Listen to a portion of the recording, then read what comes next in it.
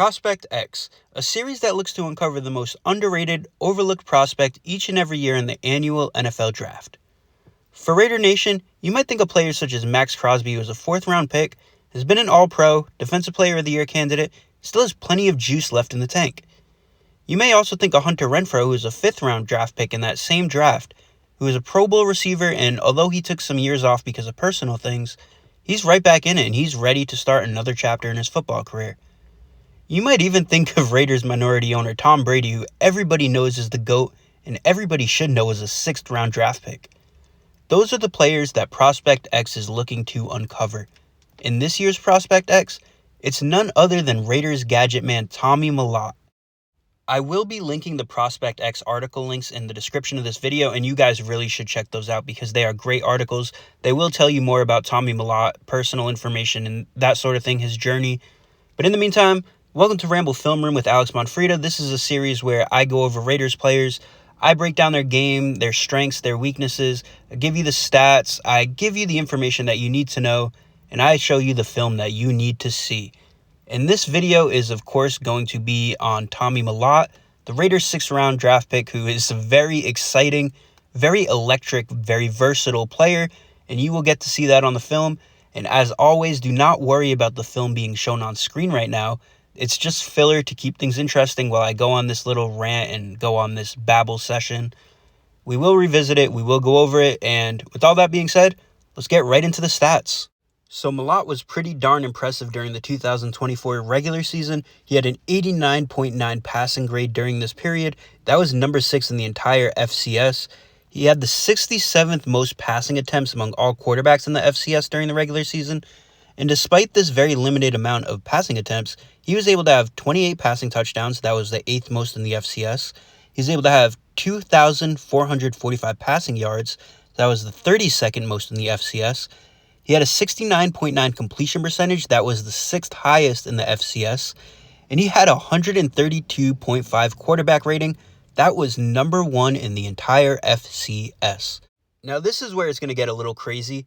As a runner throughout the entirety of the season, playoffs and regular season, Malot was able to record the 2nd highest grade via PFF as a runner among every player at every position, quarterback, running back, whatever, with a 94.0 running grade. He was able to have 1,086 yards running throughout the season, 433 after contact, and he was able to force 33 missed tackles. That's how elusive he was throughout the entire season. He had 35 runs of 10-plus yardage. That was the 15th most among all players. He had 15 touchdowns on the ground, which was the 11th most among all players. And then in the playoffs alone, just the postseason, he had 3 passing touchdowns, 0 interceptions, 329 passing yards. He only completed 50% of his passes. That is the low mark here. And on the ground, he had 272 rushing yards with another 3 touchdowns. With all that out of the way, we are going to get into the film as we go into the pros and cons of Malot's game. And you can follow along with the film now. Malot's just going to be the quarterback on every single one of these plays. We're going to go over his strengths, his weaknesses, what you should be concerned about, what you should be excited about, all of that stuff. And this is going to be the FCS championship game, Montana versus North Dakota State. Now, North Dakota State did win this one, but Tommy Malot gave them a run for their money. So let's dive right into the pros of Malot's game. And remember, this is the part where you can follow along. Just look for the quarterback. Couldn't be simpler. So Malot isn't going to be a full-time quarterback at the next level, but I still thought I would go ahead and list his strengths at the quarterback position when he's throwing the football, because that probably is going to happen a lot at the next level, although he's not going to be a full-time quarterback. And the first strength is, this is why I like to cross-reference my scouting reports, because I believe it was NFL Network who had one of his cons throwing on the run, and I could not disagree much more. I thought Malot was very good at throwing on the run, actually, and you'll see some clips here where he just throws some great passes in critical moments, really, on the run, and they're accurate, they come out with good velocity, and, you know, they're not the best throws that you're ever going to see, but it's certainly not enough to call it a weakness, and I'd even go as far as saying, you know, as I have it a pro in this, I think it is a pro. I think he delivers a fine ball on the run. The next thing is he can make legitimate NFL throws. Now, what do I mean by that? To some, that's going to be obvious. When you see a quarterback make throws, they're not always NFL throws at the college level. In fact, I'd say most of the time they really aren't NFL throws for that matter. But when you see a throw like this one right here where Tommy Mellott delivers a perfect ball 20 plus yards downfield outside of the numbers on 4th and 2, no less, right? I mean, talk about clutch.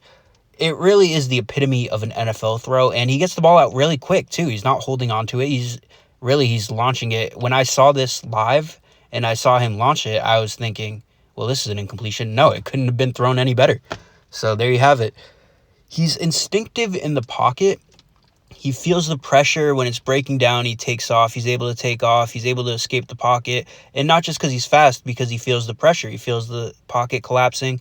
He's able to do a lot of those things that you like to see, and that's going to help him because, again, I do believe he's going to have snaps at quarterback in the NFL, just if for no other reason than Wildcat and all these things. And this is going to be big. These are going to prevent a lot of sacks.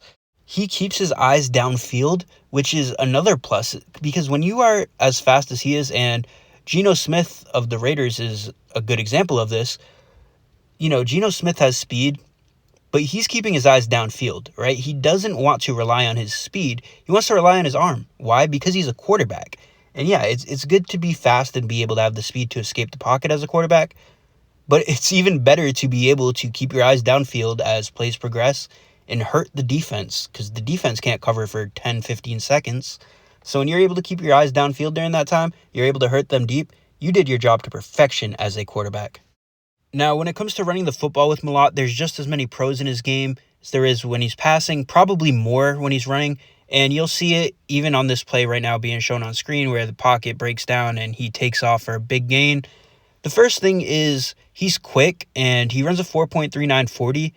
But the thing is, what's important is the game speed from the game film. And man, I would honestly predict that he runs even faster than a 4.39. And a lot of that has to do with the top speed that happens very quickly. I mean, it takes this guy almost a second to get into his top gear, which is very impressive. And he takes off, as you can see with these plays.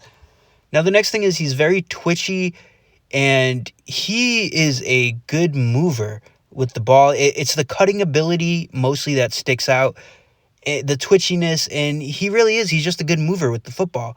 We're on to the last pro here, and it is a good one, especially considering what his role will likely be at the next level. It's his vision. It's his ability to locate the hole and go to it, and this is something that he's shown to do very well at the college level. There's no reason why that won't translate at the next level. I'm sorry, I know I said that was the last pro, but there is one more we have to talk about, and it is the football IQ, and it is on full display with this play. I mean, Malot gets sacked here, except he doesn't, right? His athleticism doesn't allow it, and he knows that, and he knows that for two reasons. One is the athleticism, but two, even more than that, is that he didn't hear a whistle. He didn't hear a whistle because there wasn't one. Nobody heard a whistle, and yet half of North Dakota State is celebrating like there was a whistle, and Malot didn't even think about it because he didn't hear a whistle. And it is this IQ that makes plays happen and that allowed him to get this national recognition while transitioning to a position he's never played before. Because Tommy Malot hasn't played wide receiver, but he was able to make this transition on the fly and gain all this recognition to the point that he gets drafted in the 6th round on the fly from an FCS school because he is that intelligent. Now, we're going to get to the con section here, and I got to tell you, there aren't too many cons, and that isn't because Malot is a perfect prospect as much as it is because he's transitioning to receiver and he hasn't played receiver yet, so we don't know what the cons are at receiver. Now, I will say that a lot of the pros add up, like, for example, if we talk about the twitchiness and we talk about the cutting ability, that adds up to route running, and considering Tommy Malot is likely going to be a slot guy, I got to say that bodes pretty well. In fact, that probably is why teams wanted him to transition into a slot role. Because of that, it does bode pretty well. And that's a concern, though, that he hasn't played receiver yet and he's transitioning because it can open up a lot more cons that we don't know about. But it isn't necessarily a con in itself, but major concern. Now, there are two actual cons in his game that I will talk about. And one of them is I don't think he throws with enough power to be an every down quarterback, which is why he won't be an every down quarterback. I don't think he can force it in tight windows because of that. He can on some throws that we've seen, specifically the throw on the run that I've showed. He definitely forces a ball in tight coverage there, but other than that, there isn't really too many examples, and there have been examples where he tries to and the ball gets tipped away because he doesn't drive it home hard enough. Now, the next con, which is going to be the last con of the two, the indefinite cons that I do know about and we do know about, is that he isn't as elusive as you would like to see for a guy with his speed, and for a guy that moves as well as he does, who has as much twitch as he does. Now, I don't know how much of a con this really is, considering the results come regardless, but it is something I had to note because I don't really see any elusiveness with him. But other than that, that is going to do it for this video. And I really hope you guys enjoyed this one. Tommy Mellott is certainly an intriguing prospect, and you can see why with this video. And if you guys like this one, just show some love by giving me a follow on X at AlexMonfreda. It's just my name, at AlexMonfreda. Give TheRaiderRamble a follow on Twitter at TheRaiderRamble. Follow us on Twitter at Ramble Digital Media, RambleDM rather, and our YouTube is going to be Ramble Digital Media. And you guys have to subscribe to that. You guys just have to, because there are so many videos like this coming. And we've already done Mellott Dotson, Dante Thornton. We've already done Darien Porter. We've done a lot of the rookies, and we're going to keep doing them. Cam Miller's coming up soon. Another guy that's coming up soon is going to be Tonka Hemingway. And there's just a lot of rookies coming up. And you guys, if you guys like this, man, just stay tuned. Make sure to subscribe to the YouTube. And I'll see you guys next time.